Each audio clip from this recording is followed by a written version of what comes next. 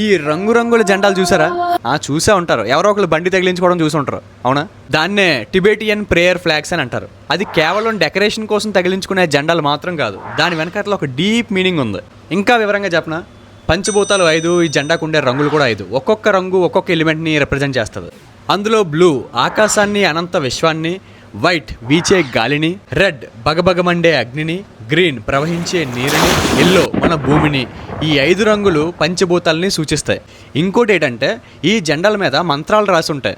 ఇవి ఎత్తైన పర్వతాలు, ఎత్తైన ప్రదేశాలు ఉండే చోట కడతారు. సో ఆ ప్రదేశాల్లో ఉండే గాలి ఆ జెండాలపై ఉన్నటువంటి మంత్రాలకి తగిలి ఆ పంచభూతాల యొక్క ఆశీస్సులు అక్కడ ఉన్న ప్రజలకి, అక్కడికి వచ్చే ప్రయాణికులకి ఎటువంటి ఆటంకం కలగకుండా, దేవుడిని దర్శించుకోకపోయినా దేవుడి యొక్క ఆశీస్సులు ఆ గాలి రూపంలో వాళ్ళకి చేరాలని అక్కడ బౌద్ధ మతస్థులు ఇప్పటికే ఆచారం కొనసాగిస్తున్నారు. ఇది కేవలం క్షేమాన్ని మాత్రమే కాదు, వాళ్ళ శాంతిని, కరుణని, బలాన్ని, జ్ఞానాన్ని మరింత పెంపొందిస్తుంది వాళ్ళ నమ్మకం. ఎందుకంటే అది ఉట్టి జెండా మాత్రమే కాదు, అది మంత్రాలతో కూడుకున్న పవిత్రమైన వస్త్ర పతాకాలు.